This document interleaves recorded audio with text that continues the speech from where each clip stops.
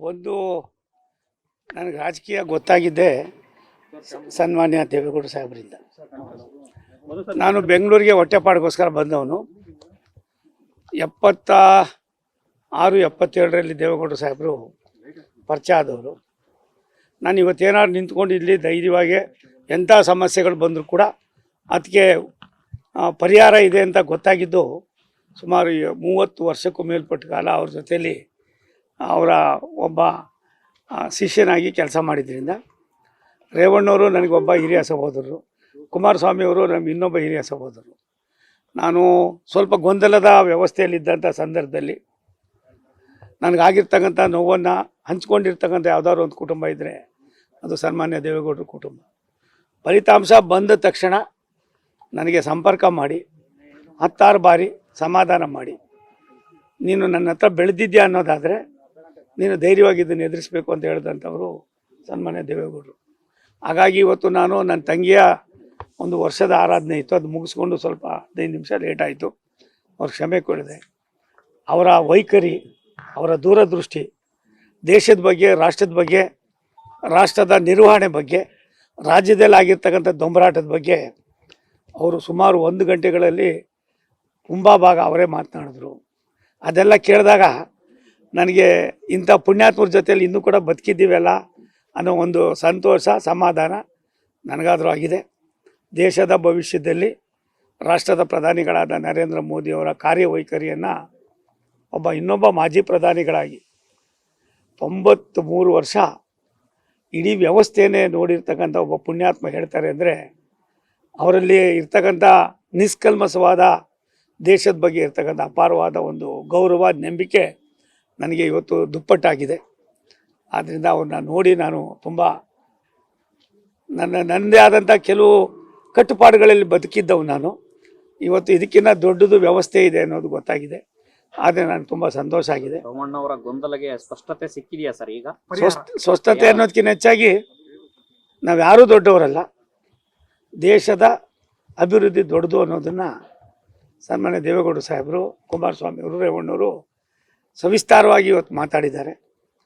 ಅದು 15-16ನೇ ತಾರೀಕು ಕಳೆದ ಮೇಲೆ ಅದಕ್ಕೆ ಬೇರೆ ಬೇರೆ ರೂಪಗಳು ಕೂಡ ಬರ್ತವೆ ಅನ್ನೋದು ನನ್ನ ಭಾವನೆ. ನನಗಿವತ್ತು ಸಂತೋಷದ, ನಾನೇನು ಚುನಾವಣೆಯಲ್ಲಿ ಸೋತಿದ್ದೆ ಎಲ್ಲವನ್ನು ಕೂಡ ಮರಿತಕ್ಕಂಥ ಕೆಲಸವನ್ನು ಇವತ್ತು ಪೂಜ್ಯರಾದ ದೇವೇಗೌಡ ಸಾಹೇಬರು ಮಾಡಿದ್ದಾರೆ.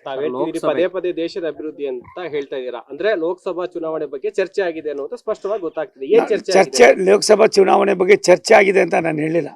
ದೇಶಕ್ಕೆ ಮೋದಿಯವರ ಅವಶ್ಯಕತೆ ಎಷ್ಟಿದೆ ಅನ್ನೋದನ್ನ ಮನದಟ್ಟು ಮಾಡಿದ್ರು.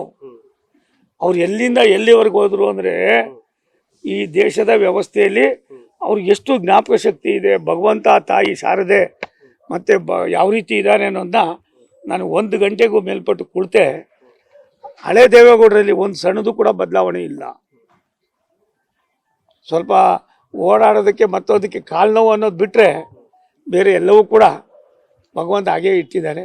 ಅಂತ ಪುಣ್ಯಾತ್ಮರ ಜೊತೆ ನಾವು ಇರೋದೇ. ಸೋಮಣ್ಣವರು ಲೋಕಸಭೆಗೆ ಸ್ಪರ್ಧೆ ಮಾಡ್ತಾರೆ, ತುಮಕೂರಿಂದ ಕಣಕ್ಕಿಳಿತಾರೆ ಅನ್ನೋ ಚರ್ಚೆ. ಅದ್ರ ಬಗ್ಗೆ ನಾವು ಚರ್ಚೆನೂ ಮಾಡಿಲ್ಲ. ಒಂದು, ದೇವೇಗೌಡರು ಸಾಹೇಬರು ರಾಷ್ಟ್ರದ ನಮ್ಮ ಹೈಕಮಾಂಡ್ನವರು ಎಲ್ಲ ಒಟ್ಟಿಗೆ ಕುಳಿತುಕೋತಾರೆ. ರಾಜ್ಯದ ನಮ್ಮ BJPಯ ವರಿಷ್ಠರು ಕೂಡ ಕುಳಿತುಕೊಂಡು ಚರ್ಚೆ ಮಾಡ್ತಾರೆ. ನನಗೆ ರಾಜಕೀಯ ಅನ್ನೋದಕ್ಕೆ ಗೊತ್ತಿರಲಿಲ್ಲ. 83ರಲ್ಲಿ ಟಿಕೆಟ್ ಕೊಟ್ಟು ಅವತ್ತು ಅವರು PWD ಮಿನಿಸ್ಟರ್, PWD ಅಂದರೆ ಅವತ್ತು ಇರಿಗೇಷನು, ಪರಿಗೆ ಎಲ್ಲವೂ ಅವರಿಗೆ ಇತ್ತು. ಅವರೇ ಅದನ್ನು ಇದು ಮಾಡಿದವರು. ಆದ್ದರಿಂದ ನನಗೆ ಭಾರಿ ಖುಷಿಯಾಗಿದ್ದು, ನಮಗೆ ಭಗವಂತ ಇದ್ದಾನೆ ಈ ದೇಶದಲ್ಲಿ ಅನ್ನೋದು ನನಗೆ ಒಂದು ರೀತಿ ಆನಂದ ಆಯಿತು. ಆದ್ದರಿಂದ ಇವತ್ತಿನ ಈ ಒಂದು ಭೇಟಿಗಿನ್ನ ಅವರ ಆಶೀರ್ವಾದ ಪಡೆದಿದ್ದು ನನಗೆ ಯಾವುದೋ ಪೂರ್ವ ಜನ್ಮದ ಸುಖ. ಲಾಸ್ಟ್ ಪ್ರಶ್ನೆ ಸರ್, ಈಗ ಬಿಜೆಪಿ JDS ಈ ಬಾರಿ ಲೋಕಸಭಾ ಕ್ಷೇತ್ರದ ಚುನಾವಣೆಯನ್ನ ಮೈತ್ರಿಯಾಗಿ ಎದುರಿಸುತ್ತೆ ಅನ್ನೋದು ಎಲ್ರಿಗೂ ಗೊತ್ತಿದೆ. ಈಗ ಆಲ್ರೆಡಿ ಅದ್ರ ಬಗ್ಗೆ ಮಾತುಕತೆ ಕೂಡ ಆಗ್ತಾ ಇದೆ. ಈಗ ನೀವು ಬಂದು ಭೇಟಿ ಮಾಡಿದಿರಿ, 28ಕ್ಕೆ ಎಷ್ಟು ಸೀಟ್ ಬಿಜೆಪಿ ಮತ್ತೆ JDS ಹೋದ್ರೆ ಒಟ್ಟಿಗೆ ಗೆಲ್ಲತ್ತೆ ಅನ್ನೋದು ನಿಮ್ಗೆ ಇವತ್ತು ಬಂದಿದೆ ಸರ್ ಮಾತುಕತೆ? ಅದನ್ನ ನಾನು ಇವತ್ತೇನು ಹೇಳೋದಿಲ್ಲ. ದೇವೇಗೌಡರು ಸಾಹೇಬರು ಸ್ಟ್ರಾಟರ್ಜಿ ಇದೆಯಲ್ಲ, ಅದನ್ನು ನಾವು ಮೈಗೂಡಿಸ್ಕೋಬೇಕು. ಸುಮ್ಮನೆ ಬುಲ್ಡೆ ಬಿಟ್ಕೊಂಡು ಏನೋ ಹೇಳ್ಕೊಂಡು ಹೋದ್ರೆ ಅವೆಲ್ಲ ಆಗೋದಿಲ್ಲ. ಒಬ್ಬ ಪುಣ್ಯಾತ್ಮ ನಮ್ಮ ಜೊತೆ ಸಿಕ್ಕಿರೋದೇ ನಮ್ಗೆ ಯಾವುದೋ ಜನ್ಮದ ಪುಣ್ಯ. ಇದಕ್ಕೆ ಮೋದಿಯವರಿಗೆ ಈ ದೇಶದಲ್ಲಿ ಪರಮಾತ್ಮ, ಇನ್ನೂ ಭಾರತ ಮಾತೆ ಅವ್ರಿಗೆ ಆಶೀರ್ವಾದ ಮಾಡಿದ್ದಾರೆ ಅನ್ನೋದಕ್ಕೆ ದೇವೇಗೌಡರು ಮನಸ್ಸು. ಅವ್ರು ಎಂದೂ ಕೂಡ ಈ ರೀತಿ ಚಿಂತನೆ ಮಾಡಿದವರಲ್ಲ. ತನ್ನ ಮಗನೇ ಎಲ್ಲ ಒಂದು ಕಡೆ ಹಿಂದೆ BJP ಜೊತೆಲಿ ಹೋದಾಗ ಅದನ್ನು ಧಿಕ್ಕಾರ ಮಾಡಿದಂಥ ಒಬ್ಬ ಪುಣ್ಯಾತ್ಮ ದೇಶಕ್ಕೆ ಮೋದಿ ಅವಶ್ಯಕತೆ ಇದೆ ಅಂತ ಹೇಳ್ತಾರೆ ಅಂದರೆ ಅದಕ್ಕಿಂತ ದೊಡ್ಡದೇನಿಲ್ಲ. ಬಾಕಿದೆಲ್ಲವೂ ಕೂಡ ಒಂದು 8 ದಿವಸ 16-20 ತಾರೀಕು ಒಳಗಡೆ ಸಖ್ಯಾಂತರ ಆಯ್ತದೆ. ನನಗನ್ನಿಸ್ತದೆ ಕರ್ನಾಟಕದಲ್ಲಿ BJP ಮತ್ತು ಜನತಾದಳ ಒಂದಾಗಿದ್ದು ಯಾರಿಗೆ ಎಷ್ಟು ಮಟ್ಟಿಗೆ ಖುಷಿನೋ ಗೊತ್ತಿಲ್ಲ. ಸಾಮಾನ್ಯ ಜನರಿಗೆ, ಜನಸಾಮಾನ್ಯರಿಗೆ ಕರ್ನಾಟಕವು ಕೂಡ ಭಾರತ ದೇಶದ ಒಂದು ಅವಿಭಾಜ್ಯ ಅಂಗ ಅನ್ನೋದಕ್ಕೆ ಸನ್ಮಾನ್ಯ ದೇವೇಗೌಡ ಸಾಹೇಬರ ಒಂದು ಚಿಂತನೆಗಳನ್ನು ನಾವೆಲ್ಲ ಮೈಗೂಡಿಸ್ಕೊಂಡ್ರೆ ಈ ಗೆಲ್ಲೋದು ಮತ್ತೊಂದು ನಮಗೇನು ಕಷ್ಟ ಆಗೋದಿಲ್ಲ. ಸೋಮಣ್ಣ ಅವ್ರಿಗೆ ಮೋದಿ ಅವ್ರದ್ದೇನು ಸಮಸ್ಯೆ ಇಲ್ಲ, ರಾಜ್ಯ ಬಿಜೆಪಿ ನಾಯಕರ ಸಮಸ್ಯೆ. ಅದ್ರ ಬಗ್ಗೆ ಸರ್ ಸಮಾಧಾನ ಆಗಿದ್ದೀರಾ? ಅದಕ್ಕೂ ಕೂಡ ಏನೇನು ಹೇಳಬೇಕು ಹೇಳಿದ್ದಾರೆ ಸಾಹೇಬರು. ಅದನ್ನು ಯಾವ ರೀತಿ ಬಗೆಹರಿಸಬೇಕು ಅಂತ ಇದು ಮಾಡಿದ್ದಾರೆ. 16ನೇ ತಾರೀಕುವರೆಗೂ ಸ್ವಲ್ಪ ಕಾದು ನೋಡ್ರಿ, ಎಲ್ಲ ಸರಿ ಹೋಯ್ತು. ಸರ್, ಈಗ ಸ್ಪರ್ಧೆ ವಿಚಾರಕ್ಕೆ ಏನ್ ಮಾಡಿದ್ದೀರಾ? ನಿಮ್ಮ ಬೆಂಬಲಿಗರು ಇನ್ನೂ ಕಾಲ ಕೂಡು ಬಂದಿಲ್ಲ.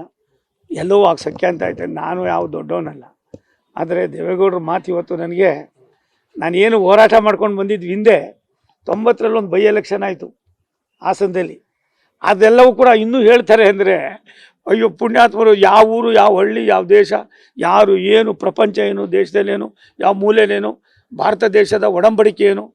ನನಗೆ ಒಂದು 8 ದಿನ ಕುಳಿತುಕೊಂಡ್ರೆ ಒಂದು 10-15% ಎಲ್ಲ ಒಂದು ಕಡೆ ನಾವು ಕಲ್ತ್ಕೋಬೋದು. Thank you. ಜಾಸ್ತಿ ಆಗ್ಬಿಟ್ಟಿದೆ. Thank you. ಖಂಡಿತ ಆಗಿದೆ. Thank you. ನ್ಯೂಸ್ ಫಸ್ಟ್ ನಿರ್ಭೀತಿಯಿಂದ ನಿಮ್ಮ ಪರವಾಗಿ.